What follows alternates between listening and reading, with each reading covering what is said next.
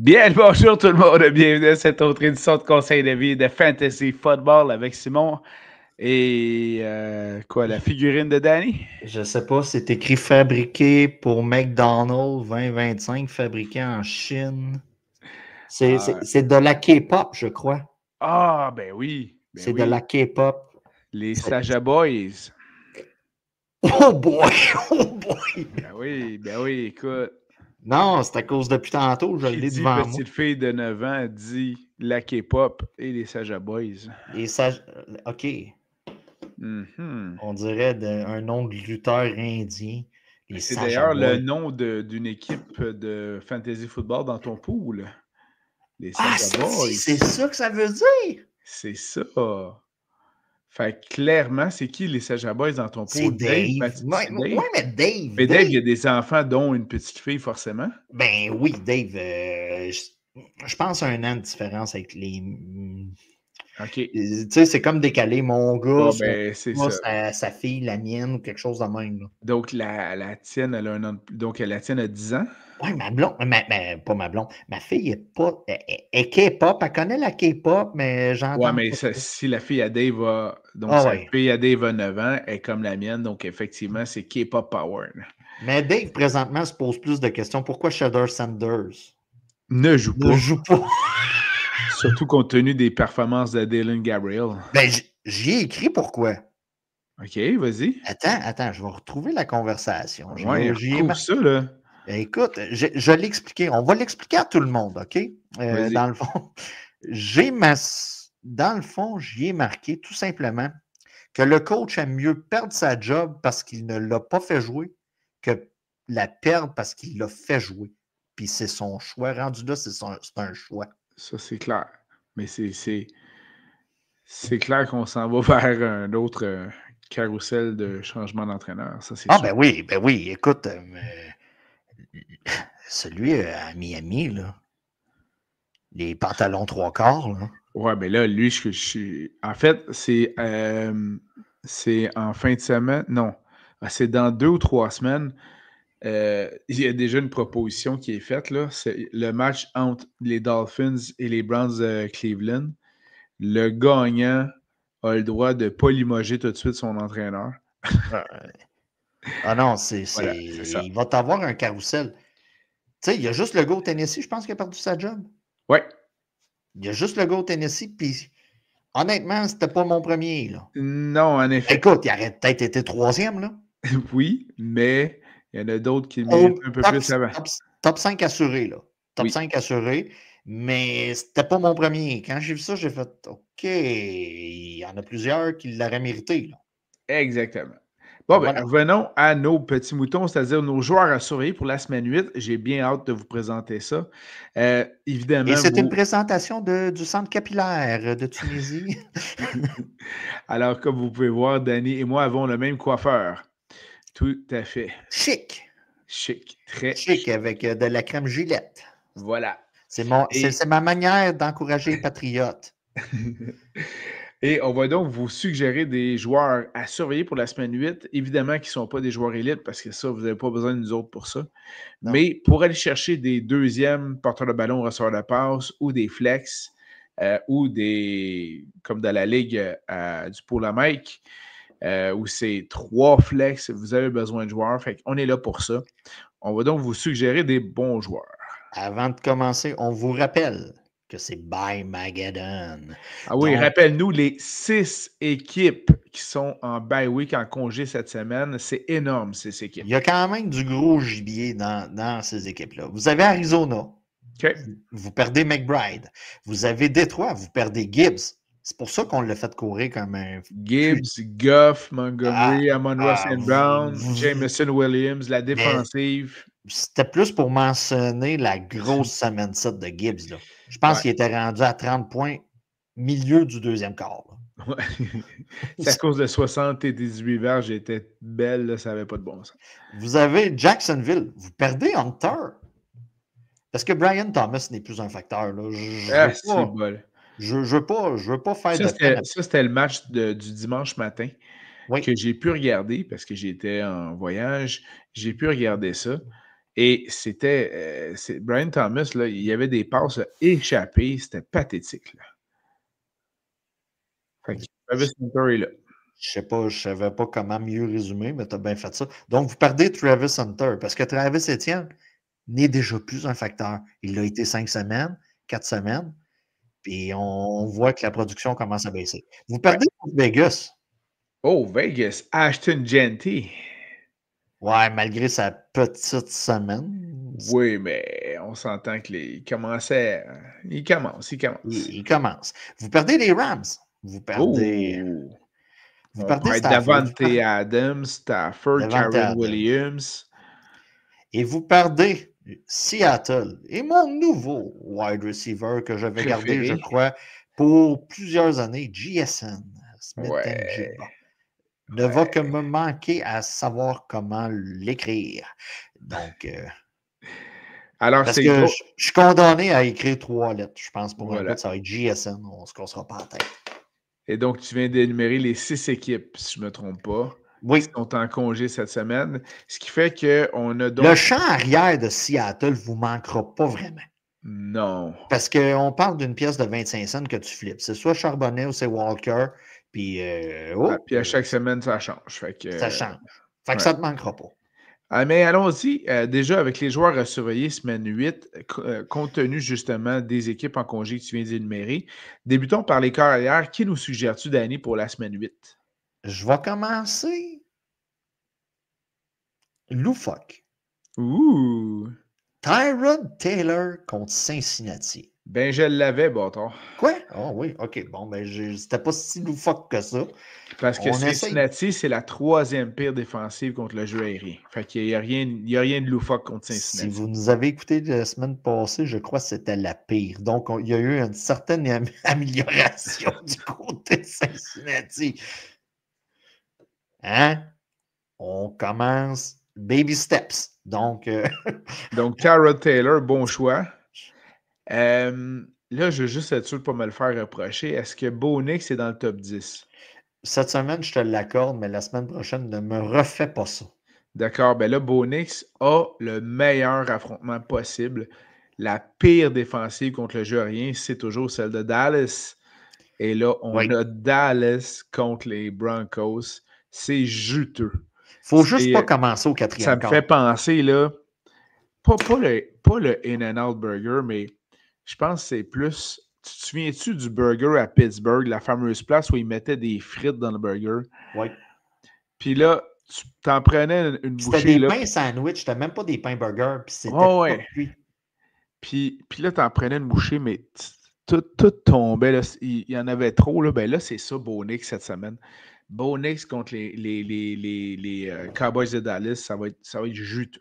Tu me rappelles que Pittsburgh est probablement la fin de semaine où j'ai mangé le plus de burgers dans différents restaurants de ma vie. Malgré les voyages à la côte ouest avec les In-N-Out Burgers. Ouais, c'est ça. C'est ça. Mais Pittsburgh, c'était comme burger à chaque repas, puis à la fin de la fin de semaine, tu fais le décompte, puis tu dis, sur 6 repas, j'en ai peut-être mangé 5 que c'était des burgers. Fait que... T'avais tes protéines, t'es correct. Ah, ben oui, écoute, le bœuf est tellement rendu cher à cette heure. Voilà. On a compensé. Michael Penix contre Miami, tout simplement parce que Miami prend le bord du dépotoir, là, tranquillement pour arriver. Puis Penix peut être un gars qui va vous donner environ un plancher de 15 points, à moins que Bijan décide de courir pour 200 verges. Là. Ouais. Normalement, vous devriez avoir un certain plancher qui a du bon sens avec Penix. Il faut passer au travers de Magadon, il faut passer au travers des blessures. C'est un gars qui peut vous aider. Je l'utiliserai plus en DFS de mon côté, mais si vous êtes mal pris, vous pouvez l'utiliser. Le match-up est intéressant. Moi, j'y vais avec Jackson Dart, dont les performances... Le Dart? Oui, le Dart.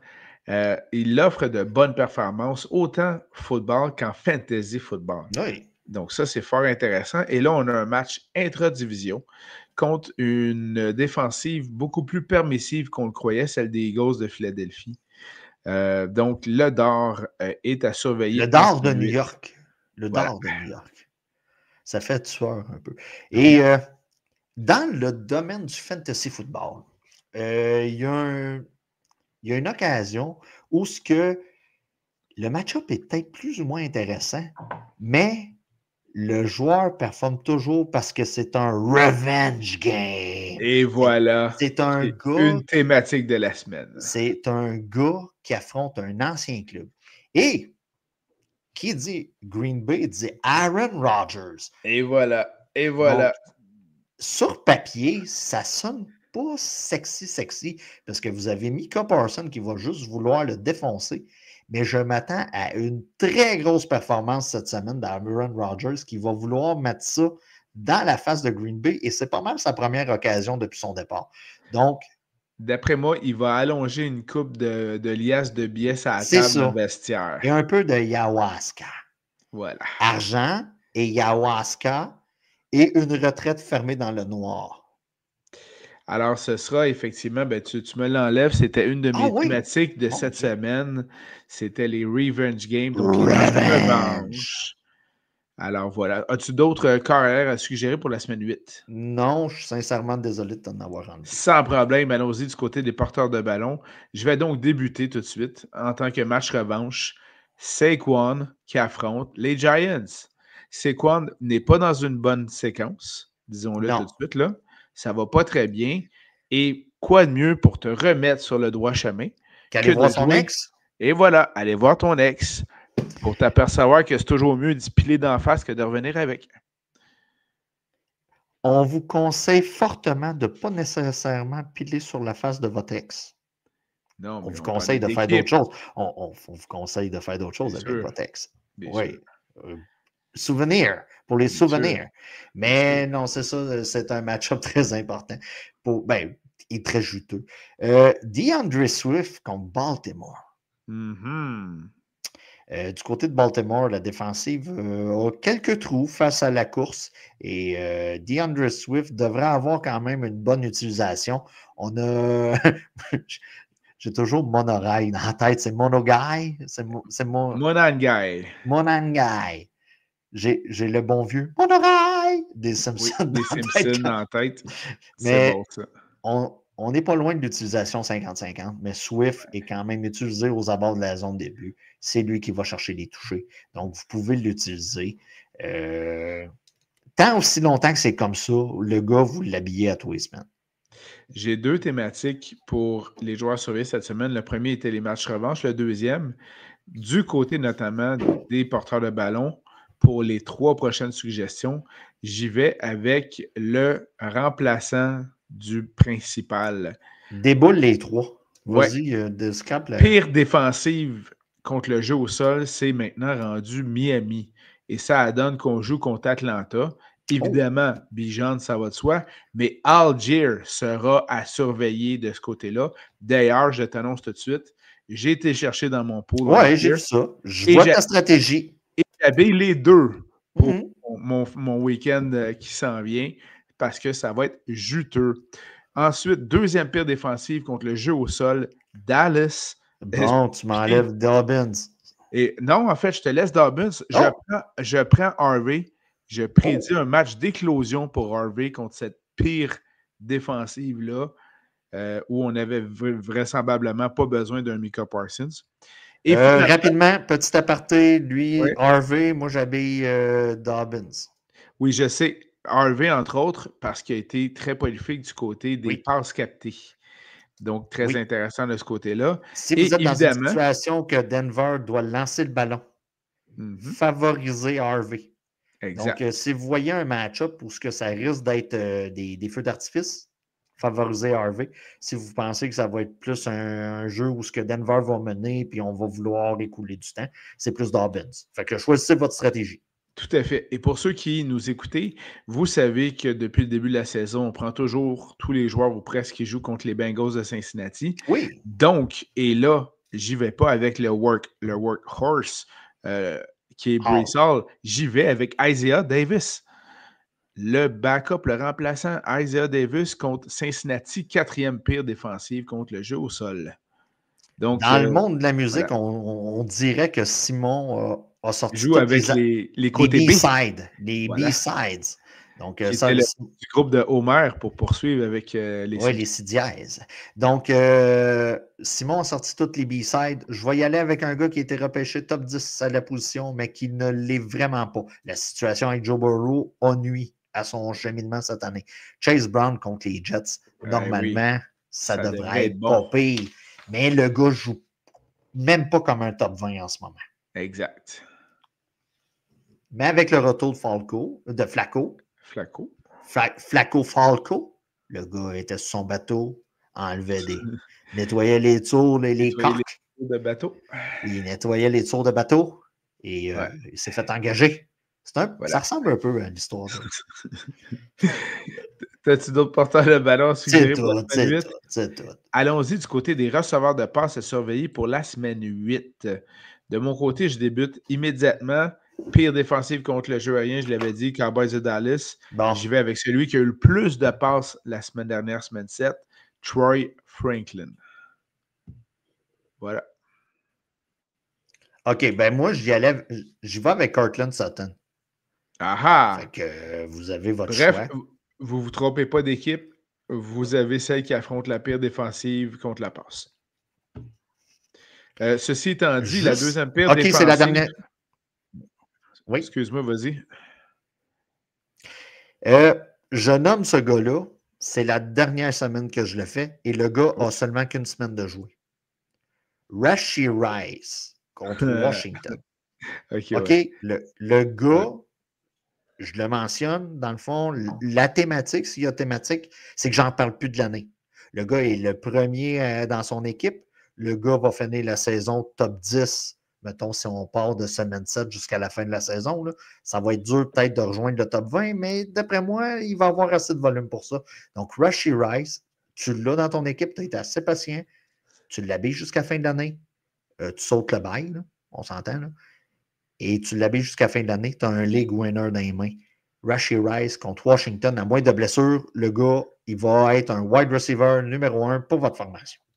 Je salue le visionnaire Alex dans mon pool, champion de l'année passée. Time out, il n'est pas visionnaire. Il avait juste tellement pas de choix. Qu'il l'a tout de même repêché. Il l'a tout de même sélectionné, puis il s'est dit... Et qui a été patient. Ah, il a été patient. Ben... Malgré quelques éclopés, il a été patient. Alors, bravo. De mon côté, la deuxième pire défensive contre le jeu aérien, c'est les Colts d'Indianapolis. Et ce sont Tennessee qui les affrontent. Et comme Calvin Ridley semble blessé et semble ne pas jouer en fin de semaine, alors M. Elic Ayomanor devrait avoir pas mal de volume de ce côté-là. Si ce n'est pas un flex pour votre équipe, dans vos DFS, dans vos paris sportifs, c'est un sure pick. Vous le prenez assurément. Chris Olave, on semble avoir un début de chimie avec Rattler depuis 2 semaines, 3 semaines-ish. Le gars a le ballon, tout va bien. Il joue tant aussi longtemps que le gars ne se fait pas cogner à la tête. On l'a déjà dit, là. Moi, je l'ai déjà dit souvent. Le gars est talentueux. C'est un très bon receveur de passe. Le problème, lui, ça a été les blessures. Puis des corps arrière coup-ci, coup-ça. Donc, là, ça va bien. Mais Chris Olave, présentement, vous avez un wide receiver numéro 2 dans vos formations. C'est sûr que si c'est le premier, vous êtes faible un peu, mais comme deuxième, il fait vraiment la job. Contre Tampa Bay, on n'aura pas le choix de lancer la balle. Baker va être en pétard de sa semaine 7 contre les Lions. Donc, attendez-vous à beaucoup de production du côté d'Olave. Excellent. Moi, j'y vais avec, dans ce qui est le match revanche de Aaron Rodgers contre les Packers. Je pense qu'un certain Matthew Golden devrait avoir pas mal d'occasions. Pittsburgh est la 12e pire défensive contre le jeu aérien. C'est le moment là, pour Golden de montrer le pesant d'or qu'il vaut pour les Packers. Si on parle de ce match-up-là, moi, j'habillerais Dobbs avant. Mais regardez, c'est question d'opinion. Voilà. Tu choisis mon option, tu choisis celle de Simon. Puis on s'en parle la semaine prochaine. On s'en parle la semaine prochaine, mais je te dirais qu'un des deux chauves mène dans le pool de Simon. Oui. Puis l'autre chauve, un des deux chauves mène dans le pool de Danny. C'est ça. Fait que tu choisis ton option. Voilà. Pick your poison. Et je vais poursuivre rapidement. Prends ton chauve. Prends ton chauve. C'est bon. Prends ton chauve. Du côté de Jackson Dart contre Philadelphie, je rappelle que Slayton semble être blessé. Et donc, ça ouvre la porte à Wendell Robinson dans ce cas-ci. Donc, mon joueur à surveiller de ce côté-là, notamment Paris sportif, Wendell Robinson du côté des Giants. Du côté des Giants, là, on va se le dire, on n'est vraiment pas chanceux du côté des receveurs de passe. Là. Neighbors, Slayton, le MetLife fait sa job de briser des joueurs. Le MetLife fait beaucoup sa job. Donc, moi, c'était tout de mon côté pour les receveurs de passe. Toi, alors, allons-y du côté des alliés rapprochés à surveiller pour la semaine 8. Avec qui il démarre tout ça? Parle-moi de ton tight end, là, des Chargers, là, que tu aimes beaucoup, là, que tu as sûrement marqué sur ta feuille. Ah, Oronde Gadsden? L'avais-tu indiqué sur ta feuille? Je ne l'avais pas indiqué. Tu l'avais pas indiqué? Je ne l'avais pas indiqué dans les agents libres, mais dans les. C'est pas le meilleur affrontement de la semaine. Mais quand même! Il faut sortir du top 10. Mais on s'entend qu'après la semaine 7 qu'il a connue, normalement, il devrait connaître une bonne semaine 8. Je vous rappelle que la position de tight end est plutôt chiante cette année. Et si vous voulez sortir du top 10, on n'a pas le choix d'aller avec des gars comme ça. Donc, Oronde Gadsden. Donc, puis je peux juste te rappeler qu'on se permet de sortir du top 5 pour les aller rapprocher, là, parce que sinon, c'est le bordel. Là. Comment je te dirais ça? J'ai besoin de défis des fois. C'est excellent. De mon côté, on mentionnait ça tantôt, mais la troisième paire défensive contre le jeu aérien, c'est les Bengals de Cincinnati. C'est les Jets qui les affrontent. Mason Taylor est mon choix dans ce cas-ci, surtout compte tenu du fait que c'est pas confirmé, mais il est fort probable que le corps arrière partant soit Tyrod Taylor. Alors, Mason Taylor est mon choix de ce côté-là. Vous voulez un indicateur comme quoi que c'est un bon choix que Simon vient de dire. Danny l'a relâché dans une de ses ligues. Ouh! Donc, c'est un bon choix. Ouh. Voilà. Harold Fanning. Ah, tu m'en enlèves un autre. Contre les Pats. Eh oui. Situation plutôt incertaine du côté d'Njoku. On n'a pas entendu parler. D'habitude, c'est pas bon signe. Tout à fait. Blessure. Surveillez vos nouvelles à partir de vendredi, normalement. Quand les gars vont commencer à embarquer sur le terrain, on devrait avoir plus d'indications de ce côté-là.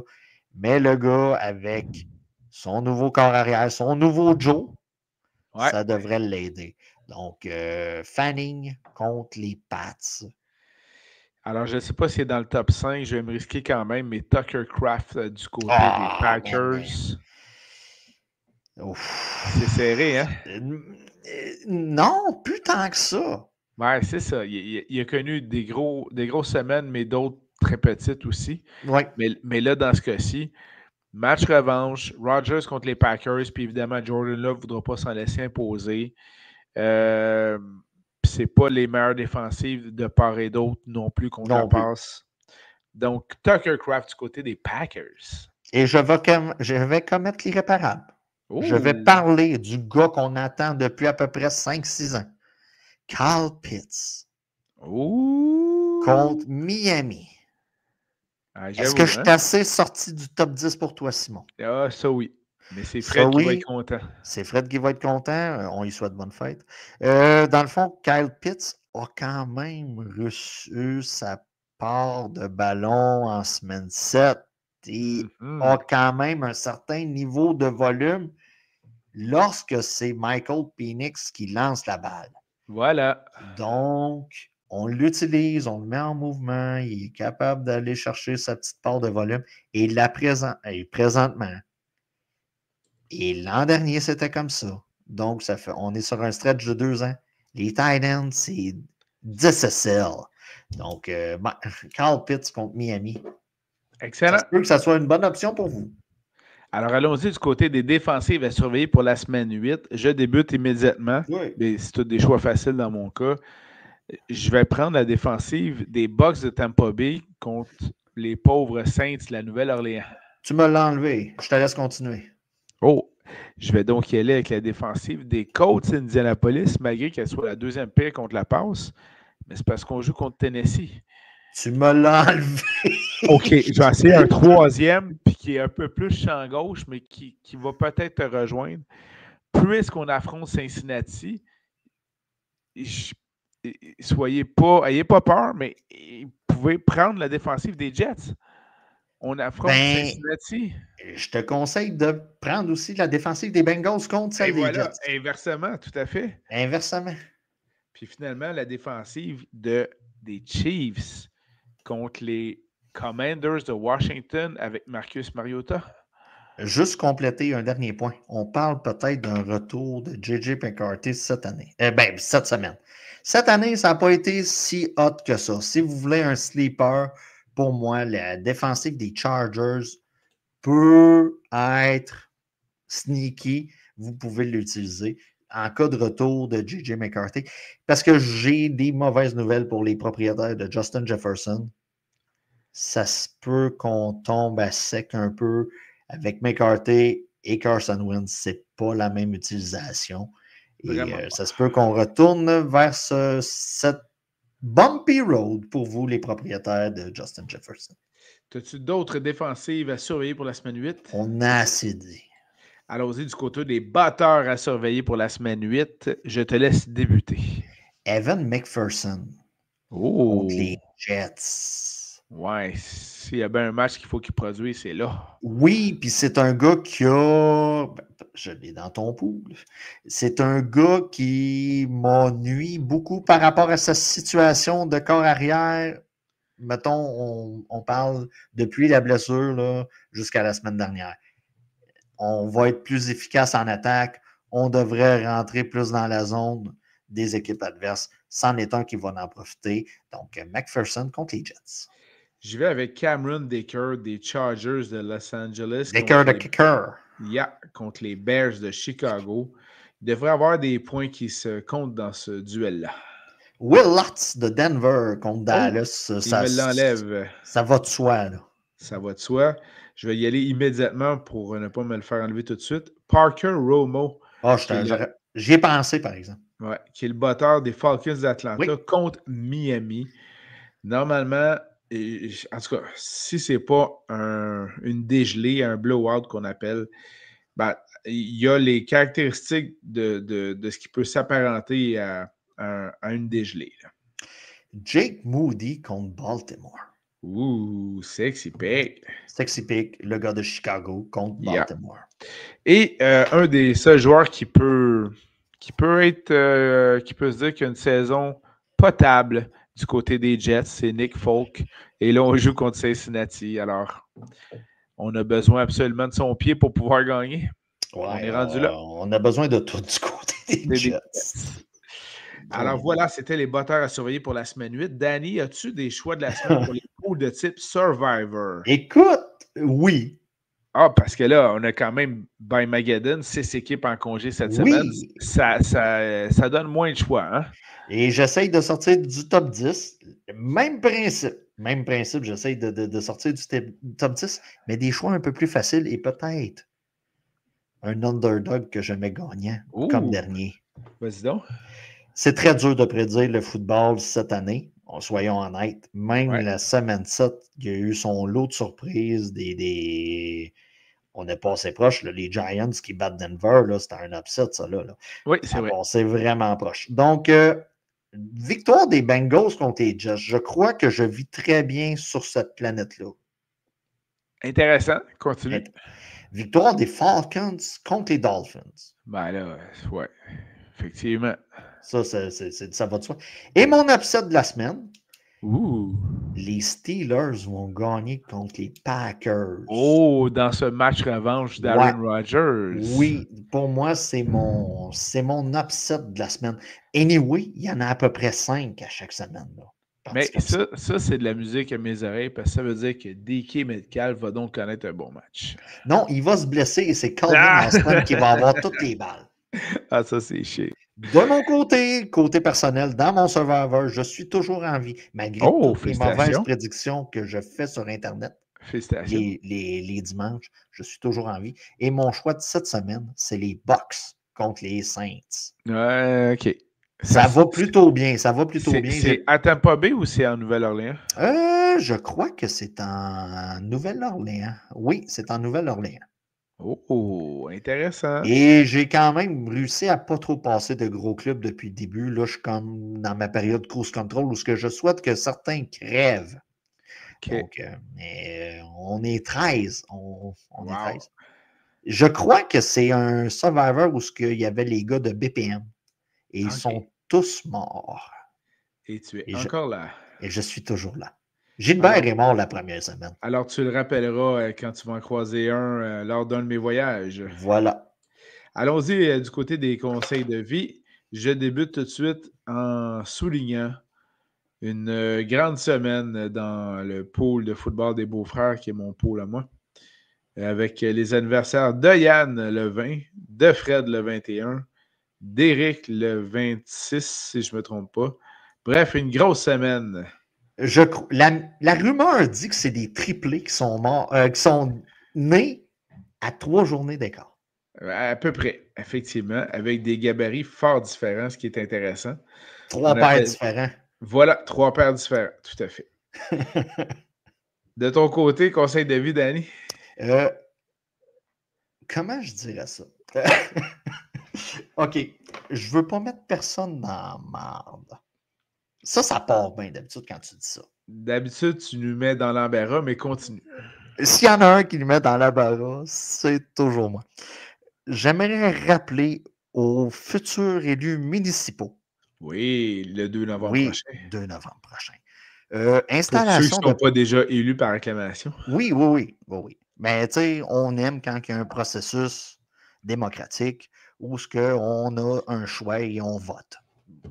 OK? Et je vous rappelle de mettre vos pancartes à la bonne municipalité d'où ce que vous vous présentez. Parce que dans la vie, on va vous rappeler que tout est question d'apparence. D'accord. Donc, moi, personnellement, je reste très proche de la frontière entre 2 municipalités. Et apparemment que c'est comme illégal, mais moi, je veux mettre personne dans le trouble. C'est juste pour rappeler aux personnes qui se présentent de mettre la pancarte sur le bon côté de la municipalité où ce que vous vous présentez. Tout simplement parce que ça montre que vous êtes à vos affaires. OK. Donc, tu sais, l'important, c'est comme de connaître son territoire ou ce qu'on veut. Effectivement. Le territoire qu'on veut représenter. Donc, c'était juste un petit aparté pour vous rappeler de bien s'assurer de l'endroit où vous mettez vos pancartes, tout simplement. Et conseil de vie pour les lovers comme Simon, qui vont dans des dates constamment. Oui, constamment. Simon, tu veux faire une activité avec Simon, tu dis, Simon, qu'est-ce que tu fais samedi soir prochain? Oh, j'ai une date. Qu'est-ce que tu fais dimanche d'abord? Ah, j'ai un autre date. Ah, ben, sur l'heure du midi, on pourrait aller déjeuner. J'ai un autre date. Simon, c'est n'importe quoi. C'est pas n'importe quoi, c'est la réalité. C'est pas parce qu'il rit, qu'il joue, il rougisse, qu'il est comme ça. Oui. Quand tu as la face à Simon, tu as un line-up de femmes à commenter. Et c'est pour ça, bon. Je vous rappelle, ma blonde m'a conté une anecdote. Ma blonde travaille dans un domaine qui est gouvernemental, qui est dans une école. Fait que je vous laisse deviner le métier. Et ça parlait durant l'heure de break ou quelque chose comme ça. Et une fille avec qui elle travaille c'est pour ça que c'est relié à nous autres. Elle a compté sa date. Le gars avait peu de sujets de conversation, sauf à un moment, lorsqu'il a parlé de son équipe de fantasy football. Non. Oui. Non. Oh my God. Je tiens à féliciter le gars. Que si c'est le moyen, si c'est le seul moyen qu'il a trouvé que la fille ne le rappelle pas, ça l'a probablement fonctionné. Wow, shout out. Shout out. Et ma blonde était très contente de savoir de quoi que la fille parlait. Ben voilà. Ben voilà. Mais on vous rappelle, messieurs, de questionner la madame, de vous S'intéresser à ce qu'elle fait. Oui, comme Simon fait, OK? Dans le fond, Simon pose des questions et il surfe sur les questions. Ah, c'est bon. Tu sais, moi, j'approche du 20 ans. Dans le fond, j'écoute, ça sort de l'autre oreille. C'est comme ça. Mes dates à cette heure, c'est comme ça. Mais, pour un gars comme Simon, lui, dans le fond, il pose des questions. On vous rappelle de questionner la madame ou le monsieur, tout dépendant. On est inclusif. Conseil de vie et fantasy, nous sommes très inclusifs. Et follower les réponses. Comme ça, la fille a l'impression, ou le garçon, tout dépendant. C'est bon, je prends des notes. On vous rappelle. Puis, lorsqu'il est question de vos choses, tu dis, j'ai quelques poules. Parce qu'elle va savoir très bien que si tu as une semaine de merde, ton humeur va changer. Son dimanche est scrap, là. Et c'est clair. C'est clair. Donc, on vous rappelle de faire attention pour... Je sais que c'est de la base. Merci, Danny. J'en prends bonne note. T'en prends bonne note. Pour les gens comme Simon qui ont énormément de dates, Simon, il check son calendrier. Là, quels noms sont en mode à 50 ans? Là? Nathalie? Ça revient tout en mode. Thérèse? Thérèse, Denise, Monique. Voilà. En tout cas. Donc, faites attention dans vos conversations de date. Posez beaucoup de questions. Quand vous voyez que vous avez pas juste sérieusement, je pense que c'est un des meilleurs conseils de vie qu'on ait prodigué en 5 ans. Ben, je pense que c'est le seul qu'on peut vraiment sortir d'un podcast et utiliser dans la vraie vie. Voilà. Ouais. Donc, quand elle m'a conté ça, elle c'est dit, drôle. tu vas triper. J'ai fait, je veux rencontrer ce gars-là. C'est clair. Je veux rencontrer ce gars-là. Je le sais comment il file. Je le sais comment il file. Voilà. Son dimanche, je le sais comment il file. Puis en plus, le gars, il est célibataire. Penses-tu qu'il n'est pas écrasé à 1 heure, man? Il check son sel. Ça sent le red zone. Ah, man, le red zone, puis le long fil de recharge. Puis il bouge pas. Voilà. Uber Eats. Oh, man. C'est excellent. Qu'est-ce que je ferais pour retourner là? En tout cas, non, c'est ça. Fait que, on vous souhaite une excellente semaine 8. On est rendu milieu de saison. Essayez d'aller voir là, pour les transactions. Là. Hein? Il y en a peut-être qui capotent un peu. Là. Ouais. Donc, essayez. Il y a toujours des bons poissons à prendre dans le lac. Ben, merci, mon cher Danny. Bonne semaine à tout le monde. Donc, bon choix, bon alignement. Et si vous avez survécu à votre semaine 8 avec les 6 équipes en congé, faites-nous les savoir sur notre page Facebook, entre autres. On va pouvoir vous répondre avec grand plaisir. On aime beaucoup vous lire. D'ailleurs, il y en a plusieurs qui nous écrivent. On vous remercie beaucoup. Si tu parles dans une date de ton équipe fantasy, il faut que tu mènes. Yes. Jamais dire que tu es le dernier. Voilà. Hey, merci Danny. Je vais remonter, bébé. Le check va bien aller, je vais remonter.